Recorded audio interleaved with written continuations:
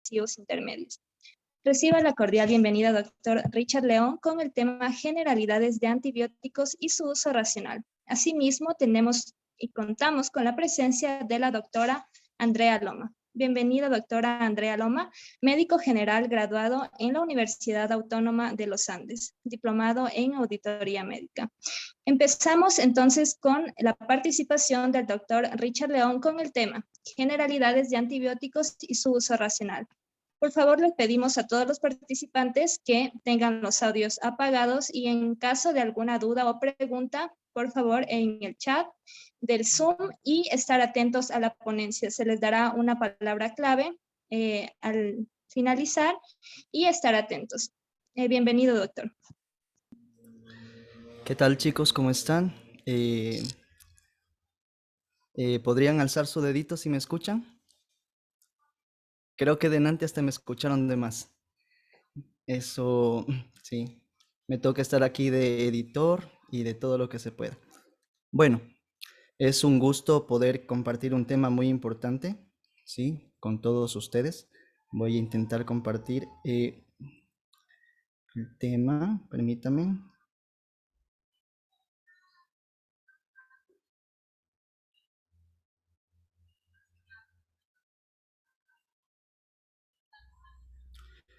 Ok. ¿Todos podemos ver las diapositivas? ¿Sí? Perfecto.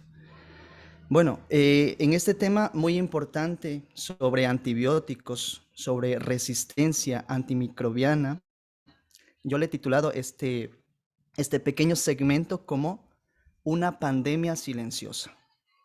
Realmente, hablar de resistencia antimicrobiana es hablar de una pandemia que se inició desde el primer momento que se comenzó a crear el antibiótico. Acompáñenme a ver este pequeño video y espero que puedan también escucharlo.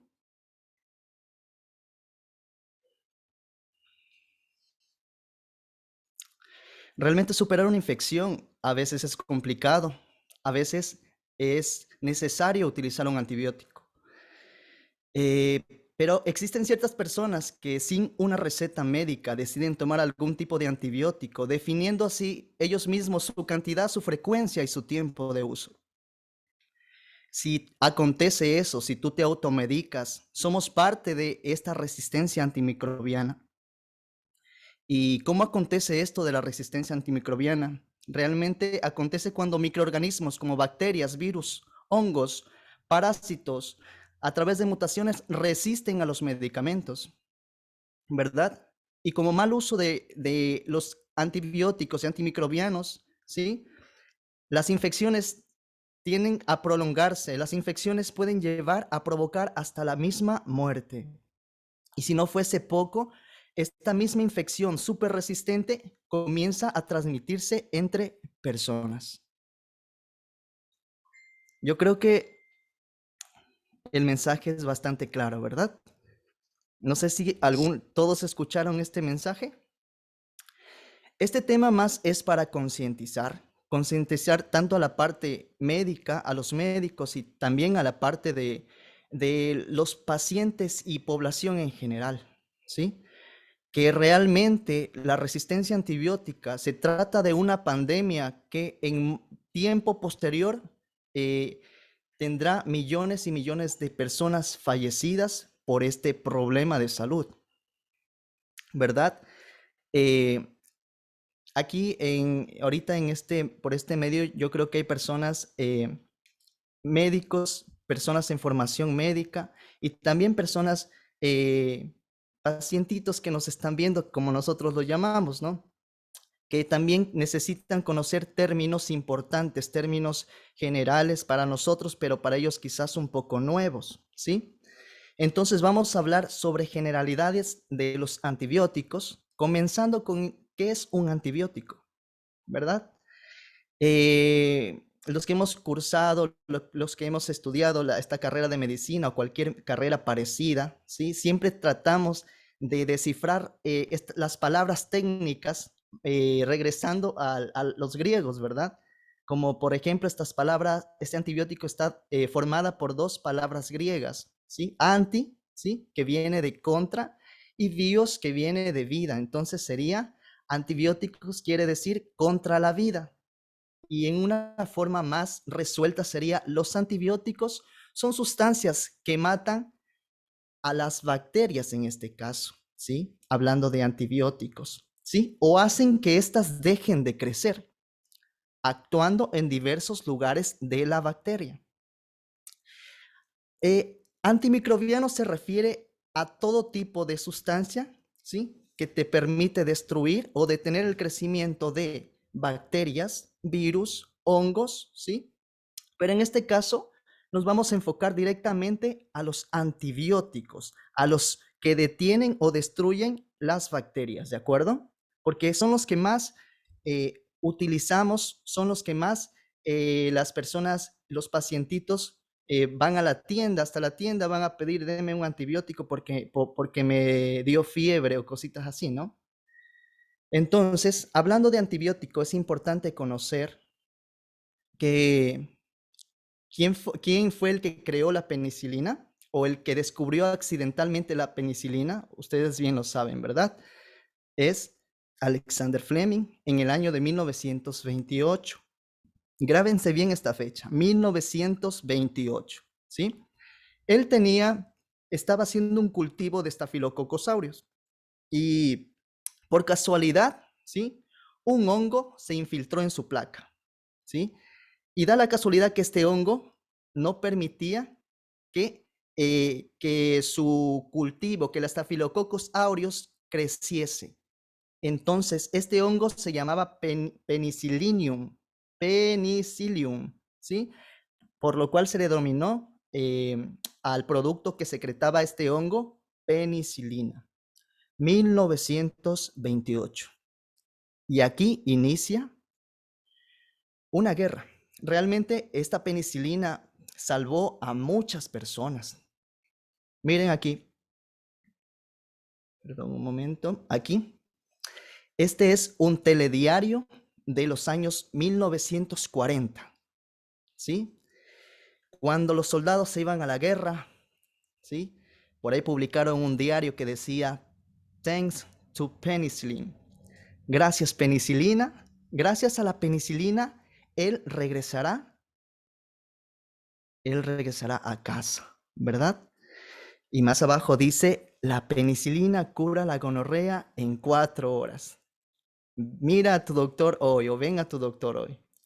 Entonces, vemos cómo el antibiótico realmente pudo salvar miles y millones de personas desde que fue creada. ¿Ya?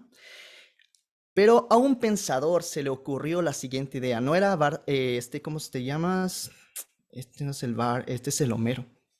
El Homero, no era el Homero, pero alguien pensó y dijo, llegará algún momento en que esta penicilina se pueda comprar hasta en la tienda. Y realmente pasa eso, ¿verdad? Realmente tú vas a la tienda y le dices, deme una ampicilina. Las ampicilinas, tengo amoxicilina. En las tiendas venden amoxicilina con ácido clavulámico. ¡Wow! Es increíble. Y luego nos vamos a dar cuenta cómo en Sudamérica la permisidad de venta de antibióticos es abundante comparado con otros países. Y por ende, se correlaciona la mortalidad por infecciones por bacterias multiresistentes, ¿verdad? Este pensador decía, luego existe el peligro de que un hombre ignorante, pueda fácilmente tomar una dosis insuficiente y al exponer sus microbios a cantidades no letales de las drogas, lo harán resistentes. Entonces, desde que se creó ya se comenzaba a pensar, ¿y si es que alguna persona comienza a tomar dosis insuficientes y no va al médico? Entonces, vamos a conocer el caso X. El señor X tiene un dolor de garganta. Presten mucha atención. Sobre todo a esos pacientitos, ¿sí? Quiero que escuchen muy bien esto. El señor X tiene un dolor de garganta, compra un poco de penicilina y se lo administra él mismo, ¿ya?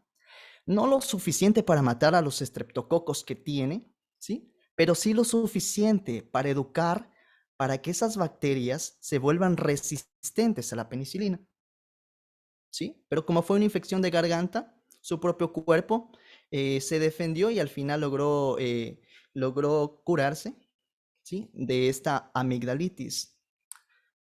Pero luego le infecta a su esposa, ¿sí? Una pacientita que quizás estaba un poco inmunodeprimida, ¿sí? Y no solo llegó a tener una amigdalitis, sino que la infección descendió, ¿sí? Hasta la parte pulmonar, causando una neumonía. Y en aquel tiempo, la neumonía era tratada con penicilina, ¿sí? ¿Y qué pasó? Que esta bacteria que provocó la neumonía en esta paciente ya era resistente ¿a qué? Exactamente, a las penicilinas.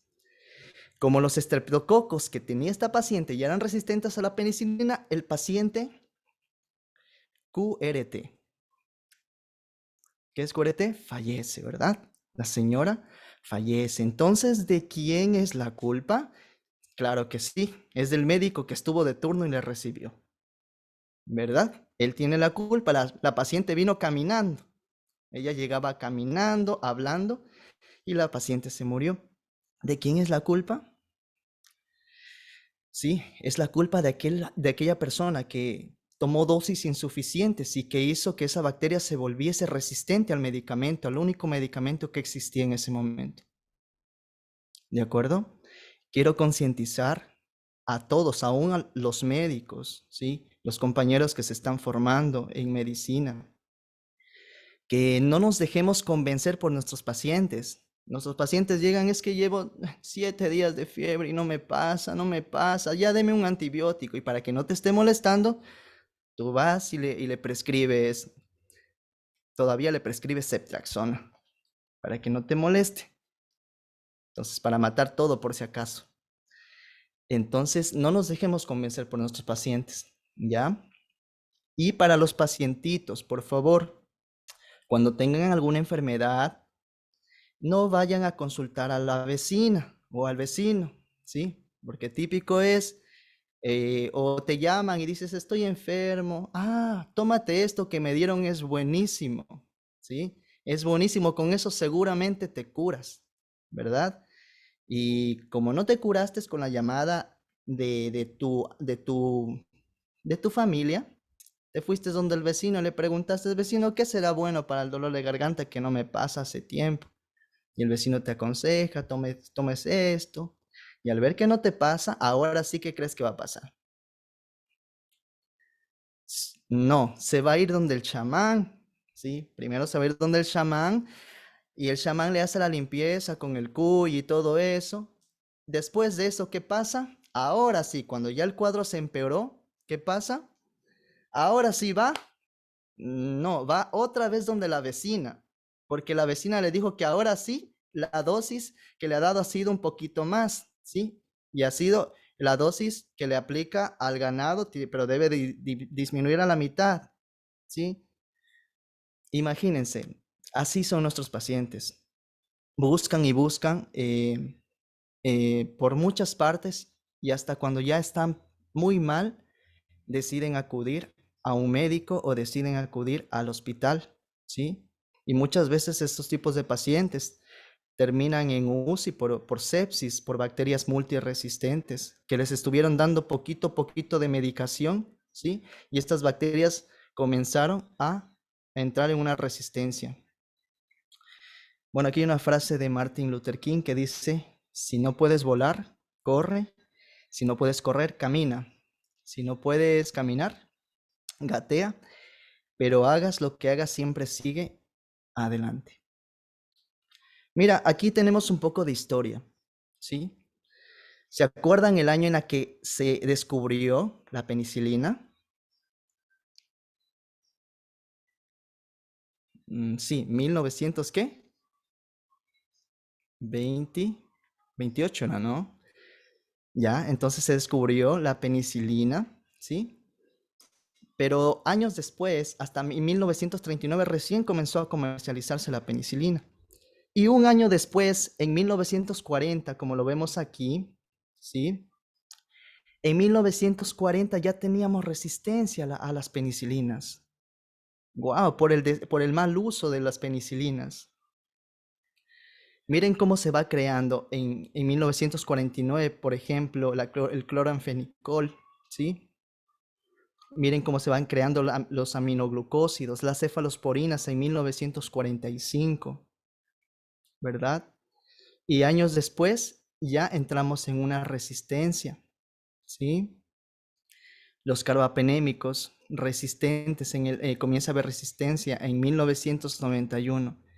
Quiero ustedes que se enfoquen un poquito en esto. Voy a retirar esto por acá, ya, perfecto. Desde que se descubrió las penicilinas, han pasado ¿cuántos años? Han pasado como 80, como 90 años, 92 años, ni 100 años, y hemos destruido todas las posibilidades que pueden salvarnos de infecciones.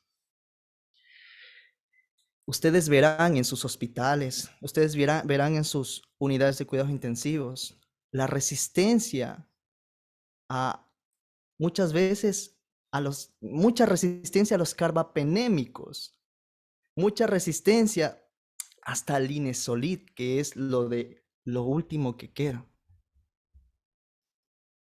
¿verdad? Entonces, esta batalla no es algo sencillo.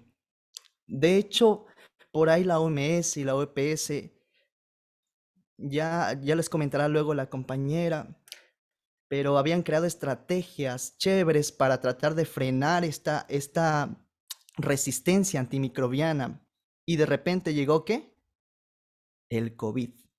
Y ya van a ver por qué el COVID es fundamental dentro de la historia de la humanidad. Ya van a ver. Bueno, sigamos un poquito. Muy bien.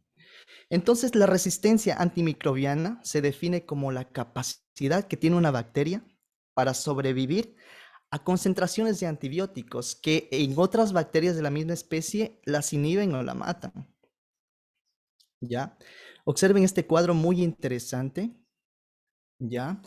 Esto es una proyección, ¿sí?, de mortalidad para el año 2050.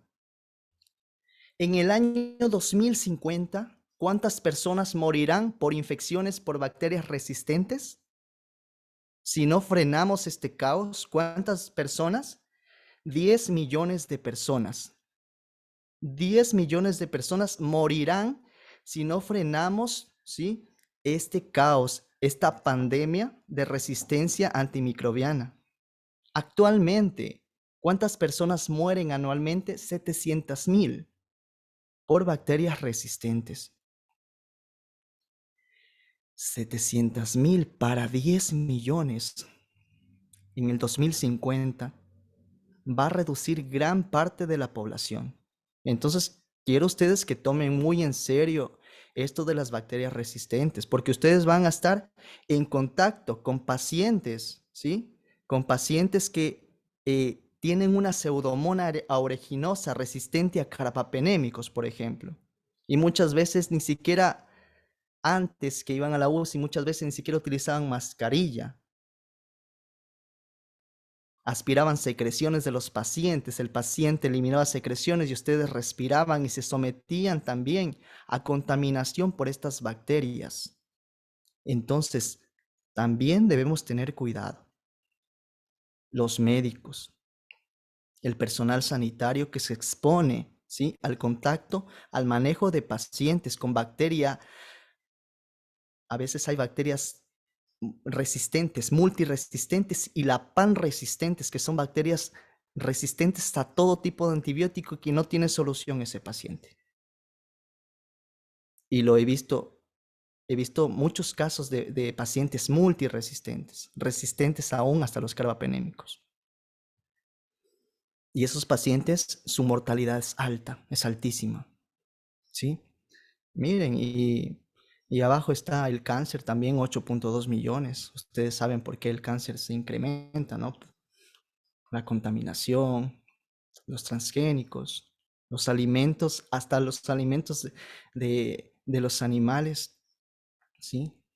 Que utilizan químicos para procesar. Muy importante, 10 millones de fallecimientos en el 2050 por infección por bacterias resistentes. Bueno, está bien, yo creo, no se están riendo, yo creo que sí lo están tomando en serio. Eso es bueno.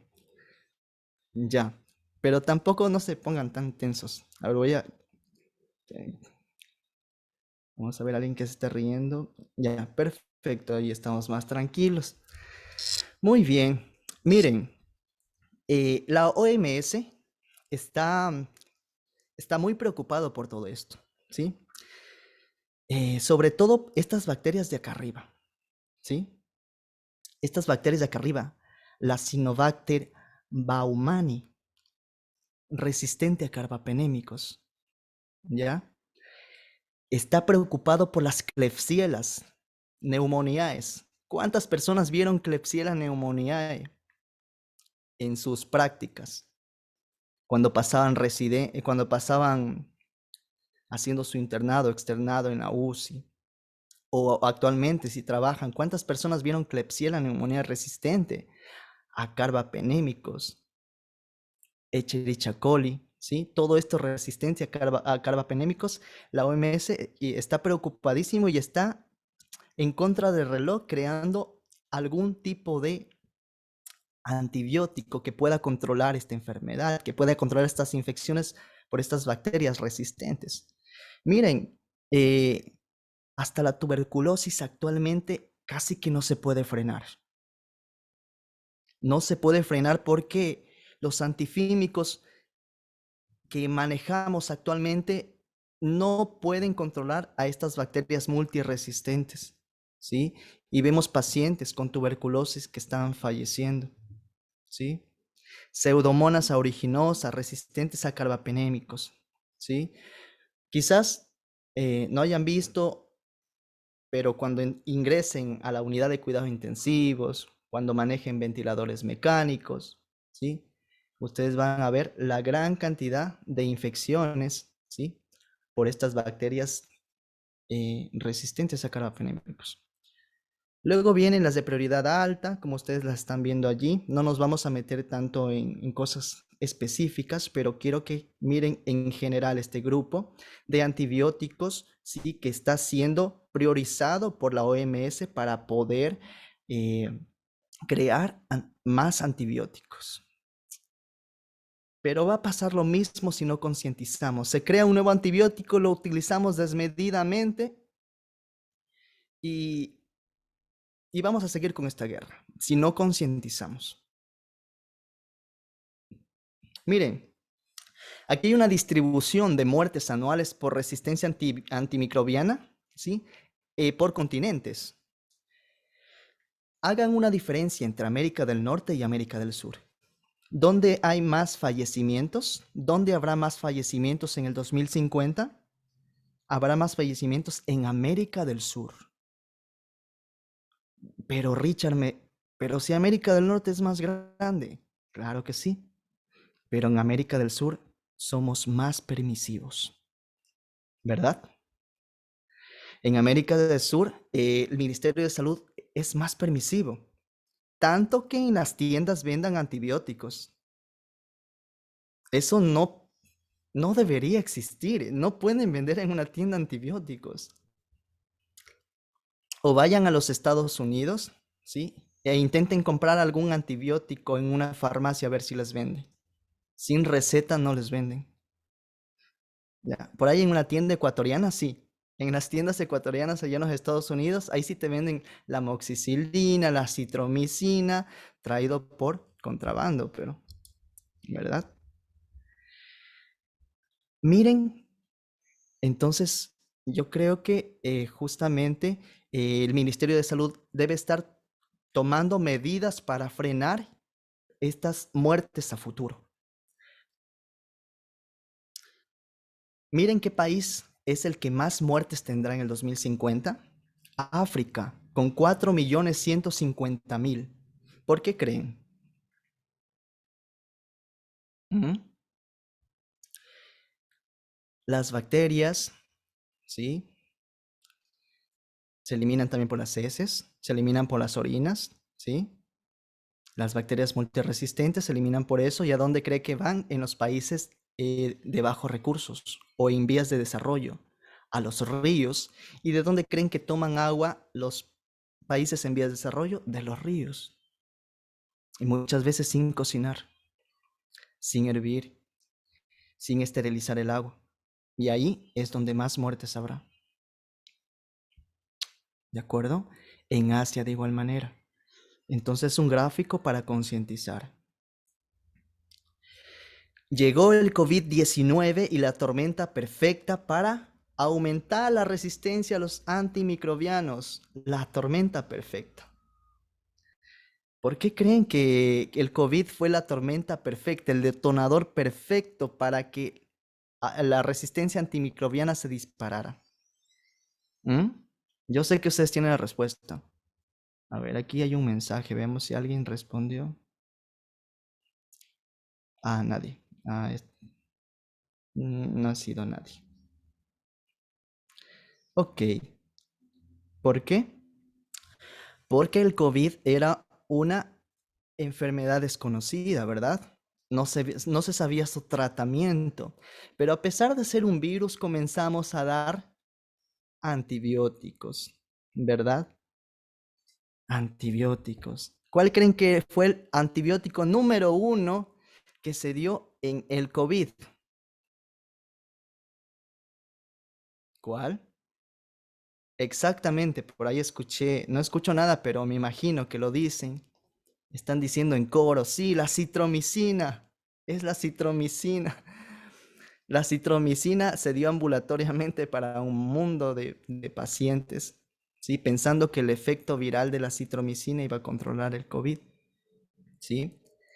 Y si ustedes estuvieron trabajando en la primera línea con pacientes COVID, se darán cuenta que al 90% de los pacientes o más se le ingresaba con antibiótico. Se le ingresaba con antibiótico. Seguramente le ingresaban con ampicilina, seguramente le ingresaban con alguna penicilina así de bajo espectro. No, se le ingresaba con cefalosporinas de tercera generación. Decían o decíamos, para que veamos también los errores que podemos cometer y de los cuales debemos aprender, se decía que para prevenir infecciones concomitantes que se podía adquirir en el proceso de la infección viral. Y resulta, ¿sí?, que un estudio llamado Recovery, ¿sí?, primero demostró que la citromicina no mejoraba en nada la evolución de la enfermedad del COVID. Así que tomar la citromicina simplemente era volver, quizás crear resistencia a este medicamento, a este macrólido. Y también otros estudios demostraron que menos del 15% de los pacientes hospitalizados y menos del 32% de los pacientes ingresados a UCI desarrollaban coinfecciones bacterianas. ¿Y a cuántos pacientes que ingresaron a UCI les dieron antibióticos? ¿A cuántos? Al 100%.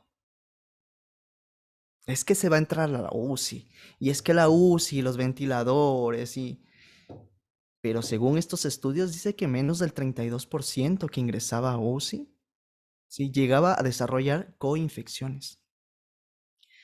Y no se crean que se ingresaba al paciente con amoxicilina. No se crean que a veces ingresaban con ceftriaxona, ciprofloxacina, ¿sí? Y a veces ingresaban con meropenem, los carbapenémicos, imipenem, ¿verdad? Miren este pequeño cuadro. Existen grupos de antibióticos, ¿sí?, que se debe evitar en gran manera, que es la última opción, ¿sí? Es la categoría A. Vamos a ver cuáles son la categoría A. Miren, los carbapenémicos. Los que dieron por montón o dimos por montón, ¿sí? En pacientes en la UCI o en pacientes que tenían COVID.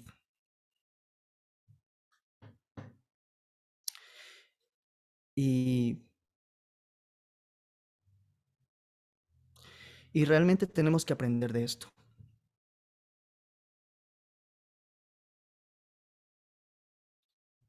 Era una enfermedad nueva, ¿sí?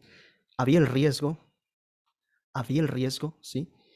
De que realmente exista una coinfección y que la coinfección lo mate, ¿verdad?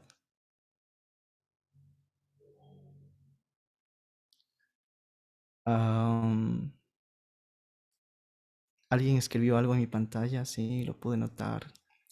Bueno, me distrajo un poco, vamos a seguir adelante. De hecho, ya me perdí. A ver, estamos hablando de los grupos, ¿sí? De los grupos que se deben tener cuidado, y este es el grupo A, ¿sí? Este es el grupo A, que son los medicamentos que no debemos dar. Esta es la última opción, la última bomba, el último detonante.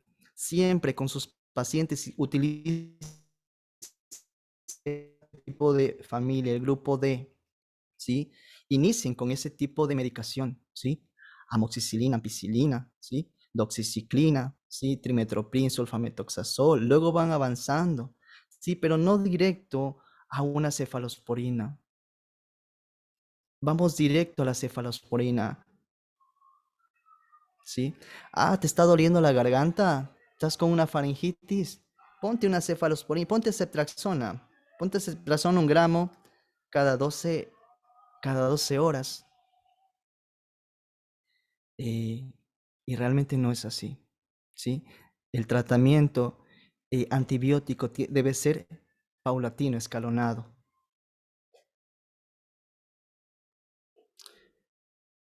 Bueno, espero que no les esté cansando, pero creo que es muy importante que todos concienticemos sobre el uso racional del antibiótico.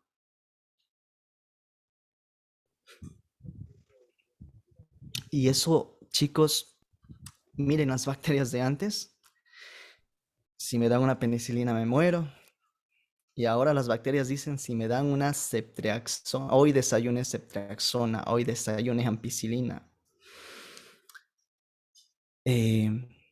Bueno, espero que esta breve intervención, ¿sí? Haya podido concientizar, haya podido cambiar la idea, tanto como médico y como paciente, ¿sí? Nosotros mismos, como pacientes, como médicos, a veces nos damos antibióticos, ¿sí? Sin tener necesidad. Ay, es que me duele la garganta, ya son 3 días que no me pasa la garganta. Te revisas en el espejo, dices, ah, solo está eritematosa, pero por si acaso me voy a tomar una citromicinita. Tú como médico, como estudiante de medicina, te estás dando antibióticos cuando no es necesario. Imagina tu paciente. Entonces debemos tener criterios claros, chicos. Debemos tener clínica clara. Típico cuando ustedes vayan a su rural, cuando vayan a hacer su externado, estén haciendo triaje, siempre les van a llegar los niños con faringitis, ¿sí? Y no hay papá que diga, colóquele esas inyecciones, una sola inyección, una sola. Esas que le pasa de una. Dice, señor, pero solo tiene faringitis viral. Solo hay que darle paracetamol, hay que darle un antihistamínico, nada más. No, es que el papá quiere que le coloquen, si no sale enojadísimo y te va a denunciar con el director. Ustedes tienen que hacer valorar, ¿sí? Su decisión. Señor, esta es mi decisión, yo le medico esto. ¿Sí? Bueno, pero no se enojen así. Bueno, chicos, espero que nos haya concientizado algo esta exposición. Y bueno, esperamos vernos en una próxima oportunidad. Gracias por la oportunidad y bueno, continuamos con nuestra compañera que también va a dar una gran exposición sobre cómo prevenir y cómo contraatacar todo esto de la resistencia antimicrobiana. ¿De acuerdo? Muchas gracias. Agradecemos la participación a usted, doctor Richard León. Excelente intervención. También aprovecho esta oportunidad para agradecer a nuestra asociación, que es ASEM UTA, quien nos ha facilitado poder llevar a cabo esta ponencia. Entonces, bienvenida, doctora Andrea Loma. Adelante. Muy buenas noches con todos, un placer estar con ustedes y poder compartir con ustedes este tema que me ha tocado a mí. Pues muchas gracias también a mi compañero, muy clara la exposición y realmente sí, esta charla espero que también sea de concientización hacia nuestros pacientes y hacia nosotros mismos para poder dar buenos tratamientos y también evitar complicaciones a futuro. Veamos, vamos a poner mi exposición.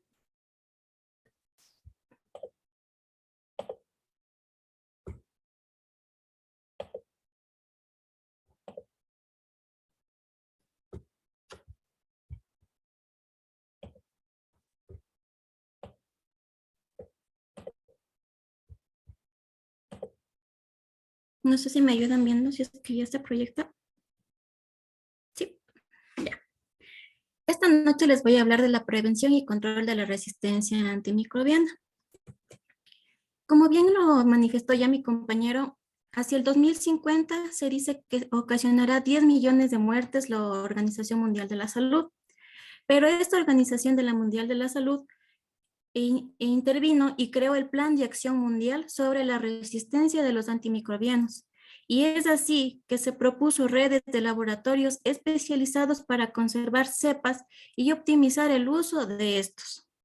Es así que en el 2019 se identificó las bacterias que causan más resistencia con las siglas ESCAPE, que es el Enterobacter, el Astifelococo, la Klebsiella.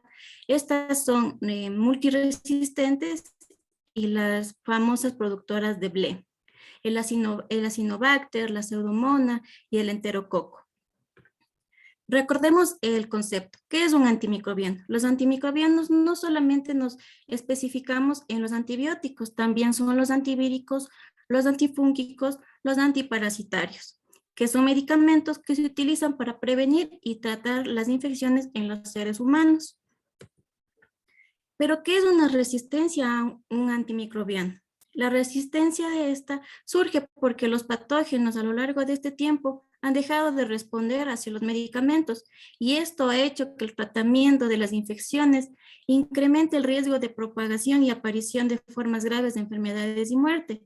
Es así que haciendo un recuerdo que desde el año 2000 que apareció el SARS-CoV-1 hasta actualmente que llegó el famoso COVID, hemos visto que la muerte y la tasa de mortalidad aumentó.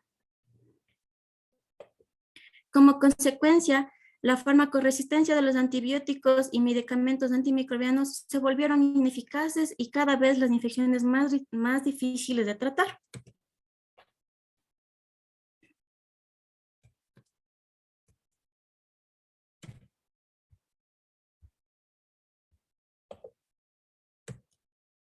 Ya. En la línea del desarrollo clínico de los nuevos antimicrobianos, estos están disminuyendo cada vez y cuando en la formación y su creación. En el 2019, la OMS identificó 32 antibióticos en fase de desarrollo clínico y contra esta lista tenemos patógenos prioritarios, de los cuales solo 6 se clasificaron como innovadores. Es más, la falta del acceso a los antimicrobianos en la calidad sigue siendo un gran problema, porque la escasez de estos va a afectar a los países en vías de desarrollo y especialmente a los sistemas de salud. También la resistencia antimicrobiana tiene costos demasiado considerables en la economía de los países en desarrollo. Es así que un sistema de salud, mientras un país es más subdesarrollado, más problemas tienen en adquirir una salud de calidad, mientras que los países en vías de desarrollo tienen una más alta probabilidad de mortalidad, porque el costo es demasiado alto. No se puede comparar el acceso a una amoxicilina que como bien decía mi compañero, se puede comprar en la farmacia más cercana, incluso en la tienda, que nos cuesta 20 centavos y se toman como tostado, a comprarse un medicamento que realmente ya a consideración en UCI es un poco más costoso y difícil de adquirir. Esto pasó ya y lo verificamos en la que fue nuestra crisis COVID. Muchas personas fallecieron porque realmente no tuvieron el acceso y tampoco el costo para adquirir estos medicamentos que eran realmente demasiado costosos. También actualmente hay una preocupación al llegar al 2050, que cada vez las personas sigan automedicándose. Y actualmente los medicamentos, los antibióticos para entrar a una persona a un quirófano, para hacer algún procedimiento quirúrgico, necesita de un tratamiento a posterior. Pero lamentablemente el cuerpo, la resistencia de cada persona va aumentando y es así que va a ser demasiado arriesgado y no todos los profesionales actualmente con las leyes que estamos teniendo se arriesgan a tener esta difícil toma de decisiones, porque el costo de que yo le opero al paciente, pero después no tengo un medicamento para que pueda salir de eso, me involucra a mí como profesional y eso no se puede permitir actualmente porque son leyes y tratamientos de normativa pública que se están disminuyendo y también de salud en general.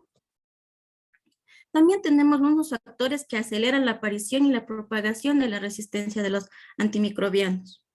Es así que es un fenómeno, como ya lo dijo mi compañero, que las bacterias de forma natural generalmente se modifican genéticamente cada año, cada cierto tiempo. Estas pueden propagarse de persona a persona o de personas hacia animales y a partir también de alimentos de origen animal.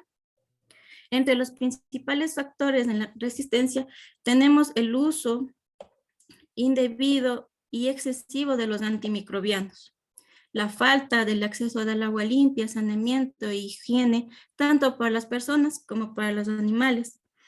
¿Cómo es así? Cada persona diferente es estar en la ciudad que en un sector rural. En el sector rural todavía hay poblaciones que cogen el agua de donde tienen el acceso más rápido y muchas veces no la tratan, no la hacen hervir y dan paso a parasitosis, a infecciones muy frecuentes. Entonces, un niño que son organismos vírgenes porque no han sido tratados con ningún antibiótico, la primera vez le darán un antibiótico, un trimestoprim. La siguiente vez se utilizará uno un poquito más fuerte o tal vez una combinación. Y después incluso ya no estarán conformes con lo que le dice el médico, sino también irán a preguntar al primo, a la vecina, a cualquier persona para que mejore esto, porque el costo de adquirir incluso un trimestoprim actualmente para las personas de escasos recursos económicos es realmente muy complejo y hay que decirlo, hay personas de escasos recursos económicos que compran el jarabe, pero tienen 2, 3 hijos, pero los 2, 3 hijos comieron o tomaron agua no potable. Se infectaron los 3 hijos, entonces el jarabe lo hacen para los 3 hijos en la misma dosis que le recetó el médico para los 3 niños. Pero el niño que tenía 2 años, por el cual fue a la consulta, no es el mismo que tenía los 5 y tampoco que tiene los 7 años, porque la dosis no es la misma. A pesar de que se puede utilizar el mismo medicamento, la dosis es diferente. Entonces la persona adapta y eso no está bien. Entonces esto hace que hay un paso para iniciar la resistencia bacteriana. También tener las medidas deficientes de prevención y el control de enfermedades y las infecciones en los centros de salud y las explotaciones agrícolas. También el acceso deficiente a la medicación, vacuna y medicación diagnóstica que son accesibles y de calidad. Y la falta de sensibilización a conocimientos y incumplimientos con la legislación. Como les comentábamos antes, hay estudios que se han dado contra la leche que se produce en los animales. Muchas personas, por tener una producción mayor de leche, incentivan la producción de consumo de antibióticos en los animales, y esta carne, esta leche, ya se ha visto que tiene altas cantidades de antibióticos, y estos hacen que haya una resistencia hacia nosotros como consumidores. También tenemos los antibióticos que causan resistencia en las plantas, también el uso para tener un producto de calidad e incentivar a mayor proporción y mayor cantidad utilizan antibióticos. Entonces eso también nos incentiva a nosotros como consumidores y nos afecta indirectamente.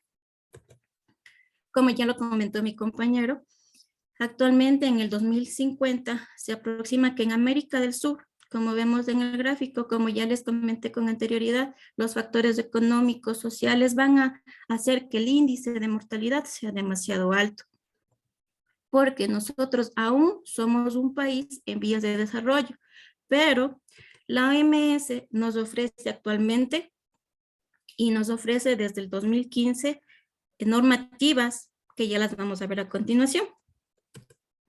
Actualmente tenemos una resistencia a las bacterias, virus, parásitos y hongos. Es decir, cuando anteriormente, hace unos pocos años, la tuberculosis se trataba con los clásicos tratamientos, actualmente la rifampicina se está haciendo una multiresistencia, y los pocos casos que actualmente se están dando son tratamientos que tienen que darse a largo plazo y son mucho más agresivos en el sector público. Recordemos que el Ministerio de Salud Pública tiene a cargo la medicación para las personas que tienen tuberculosis. Y la persona que está a cargo de manejar a una persona con tuberculosis para evitar que haya una resistencia más prolongada, lo que hace es que se hace un vínculo con la persona, dónde vive, dónde está, de qué horario a qué horario está en su casa, de verle y ponerle, ¿sabe qué? Le veo que se toma su medicamento. Porque sabemos que la tuberculosis es una enfermedad que mata personas.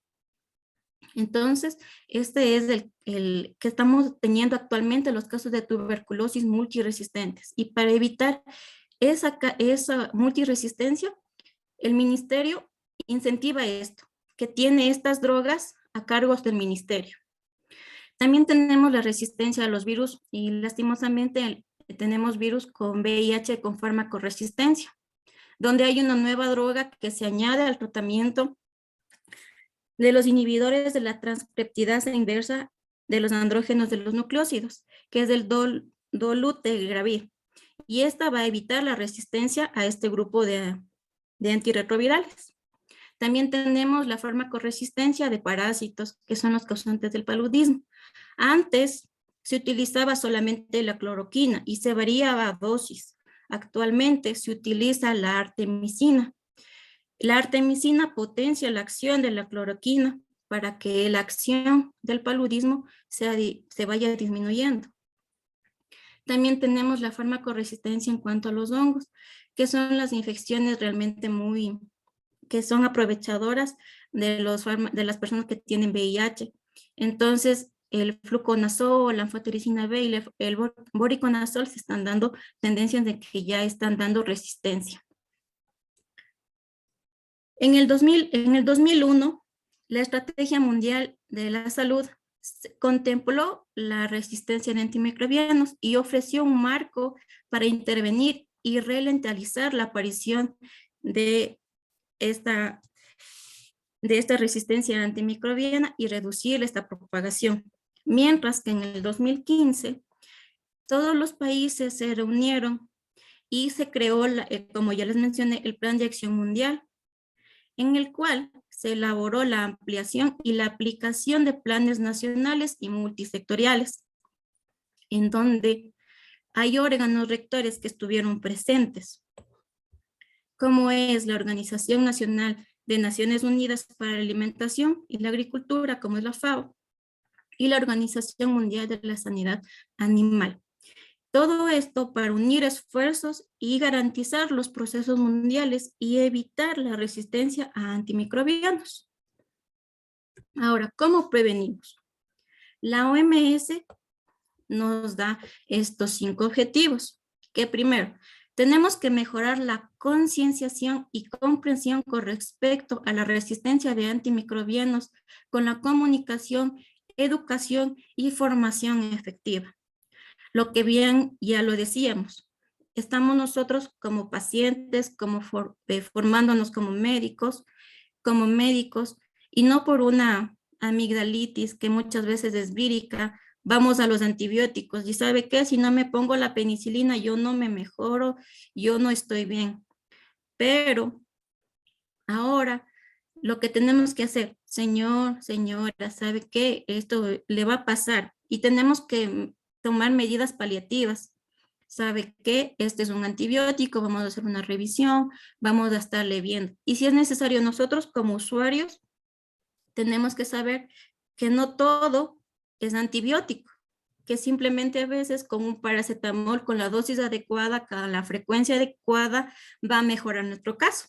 Eso es educar y también con dar una conciencia y una comunicación hacia nuestro usuario. También tenemos que reforzar los conocimientos y la base científica a través de la vigilancia e investigación. También tenemos que reducir la incidencia de las infecciones con medidas eficaces de saneamiento, higiene y prevención de infecciones. Cada vez cuando a ustedes les toque la parte de consulta o tal vez inserción en la parte de escuela, hay niños que tal vez los papás no tienen este nivel de educación, pero si a un niño nosotros le enseñamos, sabes que tienes que tomarte agua hervida, coges de la llave y le haces hervir el agüita y te llevas en tu tetero, en tu tomador. Y el niño va a hacer caso, a pesar de que las personas adultas tienen más defectos por el hecho de ser adultos. Pero si empezamos con la formación desde un niño, con un pequeño consejo, él lo va a tomar y va a saber que el tomarse el agua de la llave va a tener parásitos y va a tener problemas de salud a futuro. También tenemos que utilizar de forma óptima los medicamentos antimicrobianos en la salud humana y animal. Tanto humanos como animales tenemos nuestros médicos, nosotros médicos humanos y los animales, los veterinarios. No tenemos que hacer lo que pasó en esta pandemia. Lamentablemente hubo una propagación de muchos medicamentos que se usaban de manera veterinaria para usarla en la parte humana. Y realmente eso dio consecuencias muy graves que aceleraron el riesgo de muerte, más no ayudaron a que las personas sobresalgan. Pero en el ardor popular se difamó eso como tostado, como canguil, y todos empezaron a usarlo, y llevaban al médico y sabe que yo me tomé esto. Y lamentablemente no fue la solución. Entonces, hay que utilizar de forma óptima los medicamentos y saber que lo de humanos es de humanos y lo de animalitos es para los animalitos, ¿ya? También tenemos que preparar los argumentos económicos a favor de una inversión sostenible que tenga en cuenta las necesidades de todos los países y esto aumentar la inversión de nuevos medicamentos, medios de diagnóstico, vacunas y otras intervenciones. Este es el claro ejemplo que actualmente sí se está queriendo introducir estos nuevos objetivos. ¿Por qué? Porque las vacunas, si bien es cierto, empezaron en Asia, pasaron a Estados Unidos, de Estados Unidos pasaron a España y de España llegaron hacia nosotros, pero llegaron las vacunas, que es la fiel muestra de que las vacunas están siendo un medio económico para evitar la propagación de esta enfermedad y de las causales que ya hemos visto. Sin embargo, no tenemos que dejar de parte lo siguiente. Nosotros como médicos, como personas que nos estamos formando en el ámbito de medicina, tenemos que en lo posible usar un antimicrobiano de espectro reducido. Usar las combinaciones de antimicrobianos solo cuando estos lo justifiquen. Usar de preferencia antimicrobianos bactericidas, no bacteriostáticos. Evitar la selección de terapia antimicrobiana empírica. Restringir el uso profiláctico de los antimicrobianos. El por si acaso le da la infección a. No, eso solamente tendría que ser una justificación, pero de gran peso. Conocer y evaluar el concepto en sus diferentes expresiones de manera de asegurar el uso de dosis y tiempos adecuados, que repercutirá con mayor probabilidad de cura en el paciente y menor posibilidad de la aparición de la resistencia. Estar actualizándose cada vez en los avances de la quimioterapéutica. Cada vez los avances científicos de los medicamentos, la farmacología está aumentando y está avanzando a brazos agigantados. Lo que yo les sugiero es que actualmente cada vez que estudiemos un fármaco, estudiamos con las dosis, el mínimo, el máximo y la dosis de toxicidad. Porque a veces nosotros pensamos con dar un paracetamol, vamos a dar una dosis adecuada y no es así. En niños pequeños hay que tratar de concientizar las dosis para que estas dosis sea de gran utilidad y no tratar de que el mecanismo de este niño sea resistente, porque un niño pequeño, como ya les mencioné, son organismos que realmente no tienen esta introducción a fármacos y que hay que tratarlos con suma delicadeza y con mucho cuidado. ¿Cómo hacemos una prevención de la resistencia antimicrobiana en la comunidad? Primero, hacer partícipe a toda la sociedad de la inclusión del enfoque que es tener una buena salud. Y lo principal, la prevención. La infección es la que se previene y esta no va a necesitar de ningún tratamiento. Nosotros educamos, damos prevención y vamos a evitar esa infección. Muchas veces las infecciones que no se pueden tratar, que lleguen a los especialistas, que llegan a UCI, pero las que podemos tratar en primer nivel, las que podemos tratarlas con medicamentos básicos, hay la posibilidad de que estos con educación, dando una prevención adecuada, se eviten. Como es el caso actualmente estamos con la influenza. Todo el mundo dice, ¿para qué quiero ponerme la vacuna de la influenza? No es para qué quiero ponerme, es para evitar la propagación del virus del sincitial respiratorio que se está pasando actualmente y en la temporada que estamos de fríos, esto es muy común.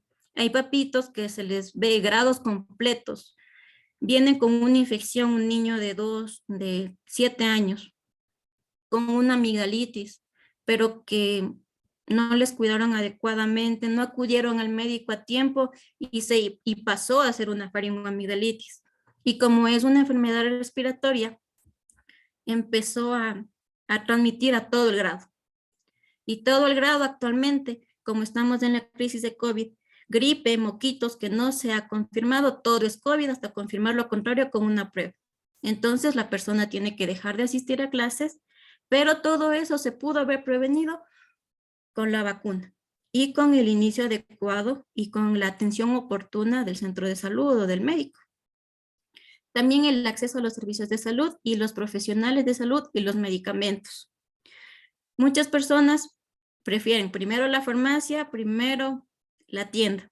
¿Sabe qué? Deme un Lemonflu, ¿sabe qué? Deme algún medicamento porque ya está con la garganta, ya está con moquitos. Deme algo para cortar los moquitos. Y no es tanto como que me dé para cortarle los moquitos y no me dé para el Lemonflu, porque no son medicamentos, no es una dosis. La señora de la farmacia, la señora de la tienda sabe cómo vender sus productos, pero no sabe la dosis. O hay mamitas que van más allá. Fueron a la anterior consulta al pediatra. El pediatra le mandó una amoxicilina más ácido clavulánico y dijo, no, está igualito que esta vez. Va a la farmacia, hace 6 meses le pasó lo mismo. Compra el mismo producto y le da la misma dosis. Pero resulta que el niño ya creció porque ya son 6 meses después. Entonces, cambia la dosis, cambia la administración. Entonces, ese es el acceso a servicios de salud. La sostenibilidad del plan de acción, las acciones políticas, convenios internacionales que estos pueden tener. ¿Por qué la acción política?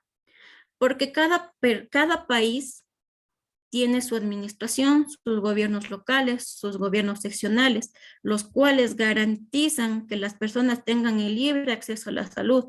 Pero si esta normativa no se da y lamentablemente se ha visto muchas muertes, mucha desinformación, piensan que las personas al ir a un centro de salud a veces les va a cobrar. Y no es así. Actualmente los centros de salud, si bien es cierto, algunos son muy copados, hay otros que no lo son. Y lo importante es acudir al profesional médico para que nos pueda ayudar. Y las acciones políticas que nos pueden ayudar a frenar estas crisis de salud que podemos tener en momentos. Las metas progresivas para la aplicación. Esto es cumplir los objetivos que ya los mencionamos con anterioridad. Los objetivos de la OMS. También tenemos la prevención en los hospitales. Se basa en seguir normas de precaución estándar. Primero, como el lavado de manos, el uso de mascarillas y guantes, la esterilización del instrumental, el equipo y elementos invasivos con los cuales intervienen a los pacientes. No sé si ustedes se fijaron que las personas cuando estaban en UCI estaban completamente cubiertos de pies a cabeza, utilizaban doble mascarilla, una N95, gafas de protección, bata de bioseguridad descartable. Todo eso para evitar la propagación de un servicio a otro servicio. Es así que incluso se hicieron hospitales específicos para COVID y dejaron de brindar otros servicios. Es para evitar esto, evitar la propagación en los hospitales. De cierta manera se frenó, pero realmente para el personal de salud fue muy problemático y muy difícil. Imagínense estar 6, 8 horas con el mismo traje de bioseguridad y no te puedes sacar porque eso es contaminar el resto del ambiente, contaminarte a ti mismo para contaminar hacia las demás personas, como ya lo vimos, que la contaminación se puede dar de persona a persona. Y todas estas prácticas se evita la transmisión en el ambiente intrahospitalario y entre los cuidadores y los pacientes para evitar una resistencia antimicrobiana y también dar una buena salud y mantenerla, que es lo importante. Muchas gracias. Esa es mi charla del día de hoy. Gracias por su asistencia y gracias por la invitación. Gracias a usted, doctora Andrea Loma, y de igual manera al doctor León. Agradecemos por su excelente participación y también por acceder a brindarnos un poco de sus conocimientos que han sido de vital importancia para nosotros como estudiantes que estamos en formación. Agradecemos nuevamente a nuestra asociación, ASEM UTA, y también a nuestro comité que es CEPRI, a quien estamos representando nosotros. Muchas gracias. Entonces daremos paso a lo que es la ronda de preguntas. Chicos, por favor, si tienen alguna duda, por favor escriban en el chat y que serán respondidos por nuestros ponentes.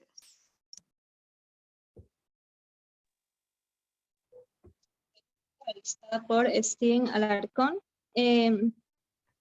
Doctor Richard León, si nos ayuda, la pregunta es, ¿qué antibióticos son recomendables para que no llegue el paciente a tener resistencia? No sé si nos puede ayudar ilustrándonos un poco con esta pregunta. A ver, entendamos la pregunta. Dice, ¿qué antibióticos son recomendables para que el paciente no llegue a tener resistencia? Más que qué antibióticos son recomendables, sería la respuesta o sería todos los antibióticos, ¿sí?, que te prescribe un médico, tienes que cumplir la dosis adecuada, ¿sí?, la frecuencia adecuada y el tiempo adecuado, ¿sí? Si tú cumples con toda esta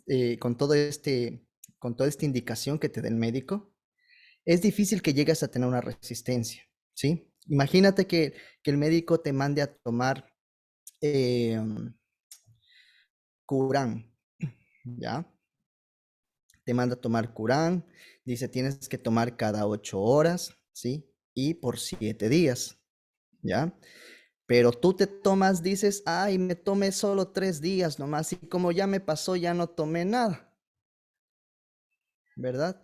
Entonces, si no cumpliste con indicación de 7 días de tomar el antibiótico, ahí esas bacterias como que van a probar un poquito del antibiótico y se van a volver resistentes, ¿ya? Entonces, la clave aquí es tomar el tiempo adecuado de las dosis de antibiótico. Nunca tomes 2 días, nunca tomes 3 días. Siempre he escuchado, es que tenía diarreas, y me tomé Bactrim, me tomé una pastilla y ya me pasó. ¿Se imaginan? O sea, me pasó. O sea, realmente la infección no fue bacteriana, fue una intoxicación alimentaria, fue algo viral, pero nunca debiste haberte tomado, pero te tomaste un solo día. O sea, y esas son las cosas que no tenemos que hacer. Que no tenemos que hacer, tomarnos antibiótico por 1 o 2 días. Y es muy frecuente, y cada vez que escucho me da como iras. Digo, pero, ay, ¿por qué se toma 2 días? ¿Y ahora qué hacemos? Ya, pues tómese los 7 días de una vez. Así, así completamos el tratamiento y pues evitamos la resistencia. Para tu pregunta, Esteban Alarcón, esa es mi respuesta. Toma las dosis indicadas que el médico te da. Nunca menos de 5 días. ¿De acuerdo? 7 días de promedio y eso, ciertos antibióticos. Lo que te dice el médico. Muchas gracias, doctor, por su respuesta. A continuación, tenemos otra pregunta que realiza Andrea Sánchez. Doctora Loma, si nos puede ayudar con la respuesta, dice, ¿qué consecuencias puede tener el tratamiento inapropiado? Un tratamiento inadecuado nos lleva definitivamente a una resistencia antimicrobiana. Primero porque no estamos dando un medicamento acorde a la enfermedad que nos está dando. Y segundo, porque estamos dándole las vitaminas, por así decirle, a la bacteria para que sea una resistente, una beta-lactamasa resistente en la mayoría de los casos. Pero recordemos que hay un efecto cruzado y después realmente para tratar esto es un serio problema. Y no, es esa mi respuesta. Sí, muchas gracias, doctora. Tenemos otra pregunta de Washington a Tupaña. Si doctor León nos puede ayudar con su respuesta. Él nos dice, ¿cree que habrá una pandemia más fuerte que el COVID? ¿Y cree que el área de salud está preparada? Si habrá una pandemia más fuerte que el COVID. Mira, esta pandemia, la que te mencioné, la pandemia de la resistencia antimicrobiana, esta es una pandemia que no mucha gente le toma asunto, ¿sí? Pero que va y está teniendo muertes y consecuencias, miles y miles de muertes. Ya vimos que en estos años solo hay 700,000 muertes y que en el 2050 habrán 10 millones de fallecimientos. ¿Cuántas vidas se tomó el COVID? Alguien más o menos, unas 6 millones por ahí. Tenemos que revisar eso, pero 10 millones por resistencia antimicrobiana. Estamos ante una pandemia, Washington, ¿sí? Solo que no se ha hecho tan público, ¿sí? Pero sí, mira, de hecho van a haber otras pandemias, porque todos los virus y todas las bacterias están mutando, ¿sí? Están mutando y cuando lleguen a tener una mutación importante, ¿sí? Va a surgir otra pandemia y si me preguntas si el área de salud está preparada. Mira cómo nos cogió el COVID.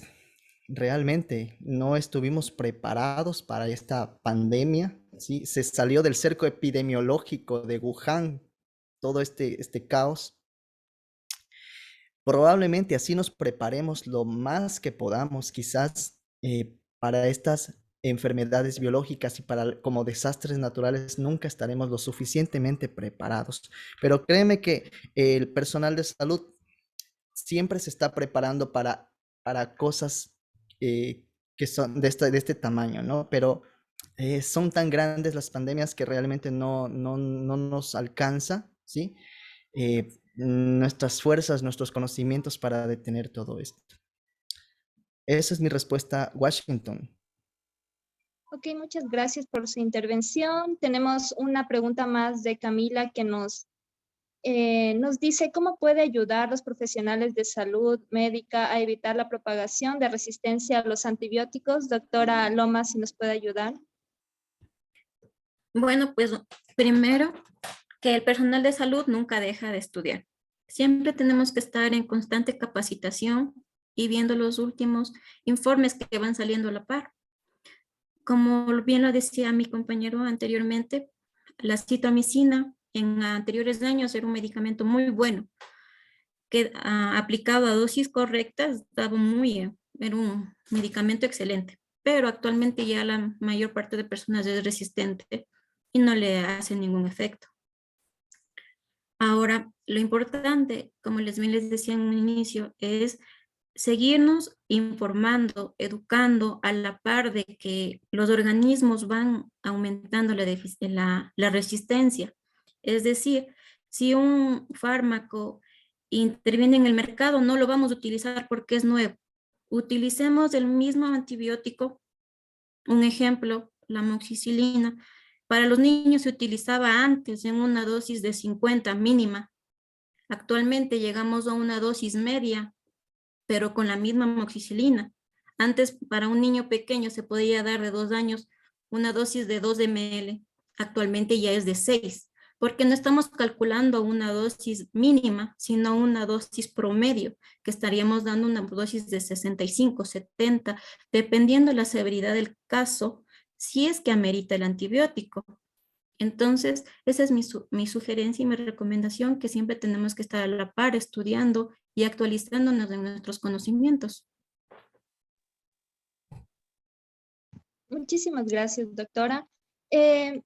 Nos pregunta Lisette, si un paciente llega con tos seca y dolor de garganta de pocos días de evolución, ¿cuál sería su tratamiento o cuál sería su sugerencia? Doctor León, si nos ayuda, por favor. Bueno, Lisette, tu pregunta me parece muy conocida. Parece esos mensajes de WhatsApp, ¿no? Que saben llegar y dice, tengo tos, tiene tos seca y dolor de garganta. Mira, Lisette, yo sugeriría ver el examen físico. Es clave e importante, ¿sí? Necesito yo ver esa garganta, si necesito ver esa faringe, ver si ver cómo están las amígdalas, si ver cómo está la faringe. Entonces, yo difícil poderte decir, yo lo que te haría ahorita es decir, ¿sabe qué? Vaya a acuda a su médico más cercano y tú te vas a enojar, Lisette. Porque yo sé que tú quieres, mira, tienes que darle ibuprofeno, tienes que darle esto de aquí, lo otro, agua, y tú quieres unas indicaciones, pero si yo no te veo, sí, y después esa infección se complica, te da laringitis, luego termina siendo una neumonía, ¿sí? Y yo te dije, ¿sabes qué? Toma ibuprofeno y no te vi, tú te vas a enojar conmigo, ¿verdad? Y vas a quererme poner una denuncia porque por la culpa del médico que me dijo, está mi hijo así. Entonces, yo te diría como sugerencia, sí, debes acudir al médico para que te chequee, para que vea con sus propios ojos qué es lo que tiene. ¿De acuerdo? Esa es mi sugerencia, Lisette. Muchas gracias, doctor. Tenemos la siguiente pregunta, nos dice, buenas noches, ¿cree usted que el tratamiento con bacteriófagos sea una alternativa prometedora ante infecciones bacterianas resistentes en un futuro? Nos pregunta Mario Iglesias. Doctora Andrea Lomas, si nos puede ayudar con su opinión. Podría ser un tratamiento, pero a largo plazo, porque si es que estamos con una crisis activa, aguda, y es una infección realmente que está permanente, necesitamos un fármaco de acción inmediata y que podamos como darlo un solo uso, porque para un antibiótico no podemos estar, hoy me equivoqué, mañana voy a rotar el siguiente y después el siguiente, no. Tenemos que ver bien cuál es el mecanismo de acción que vamos a aplicar en la enfermedad que vayamos a ver o que queramos tratar. Muchas gracias. Anthony Velastegui nos pregunta, ¿es bueno que un médico le haya recetado a un familiar levofloxacina 750 más paracetamol en tratamiento de COVID? Nos gustaría saber su opinión, doctor León, y con esto cerramos la ronda de preguntas. Muchas gracias. Siento que nos vamos a meter en problemas. Así es bueno que, así como que luego vas a ir corriendo, Anthony, a decir, es que el doctor me dijo eso. Hay que respetar las decisiones de cada médico. Supongo que el médico lo hizo por algún criterio especial, ¿no? Seguramente en la placa radiográfica vio signos de neumonía viral, pero que también por el COVID obviamente, pero y también en su biometría vio sus neutrófilos bien elevados, tenía una infección mixta, entonces seguramente por ese motivo también le añadió levofloxacina al tratamiento, ¿sí? Entonces, no puedo juzgar ese tratamiento sin conocer el caso, ¿sí? Cada caso es diferente. Anthony. Muchas gracias, doctores, por su intervención. Agradecemos también por la ilustración que nos han dado en esta ronda de preguntas. A continuación, le doy paso a mi compañera Michelle, que nos va a dar las últimas indicaciones para terminar lo que sería esta ponencia sobre este tema que fue muy importante para cada uno de nosotros. Bueno, chicos, les voy a enviar el link de asistencia. La palabra clave es antibiótico, para lo cual tienen 20 minutos para mandar. Esto va a constar para el certificado de asistencia. Chicos, también agradecerles a ustedes por la participación, por la asistencia y la atención también puesta en esta ponencia. Les pido de una manera muy comedida que por favor enciendan sus cámaras para poder tomar una captura como constancia de que se llevó a cabo este evento, por favor.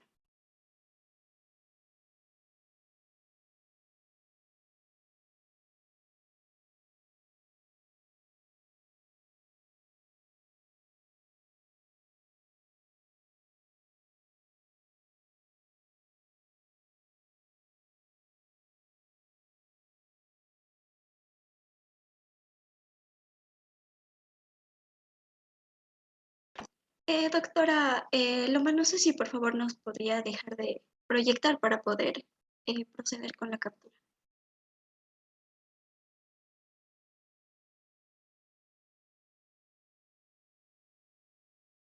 La palabra clave Mario Sánchez era antibiótico. Estaba preguntando por ahí.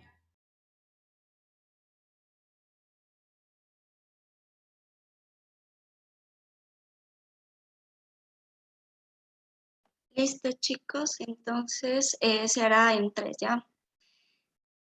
3, 2, 1. Pongan sus mejores sonrisas, chicos. Gracias.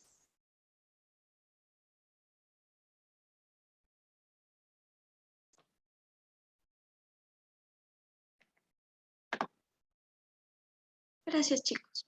Entonces, por favor, se les estará enviando el enlace a través de del grupo de WhatsApp. Se les pide también que por favor no salgan del grupo, ya que a través de ese medio se les hará llegar el respectivo certificado, y también estar pendiente del post-test que se dará, el cual va a constar de 10 preguntas.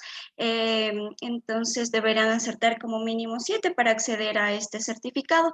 También mencionarles que el mismo va a ser entregado en un lapso de aproximadamente unos 15 días. Por favor, se les agradece, chicos, muchas gracias. Igual a nuestros ponentes, muchísimas gracias por su participación.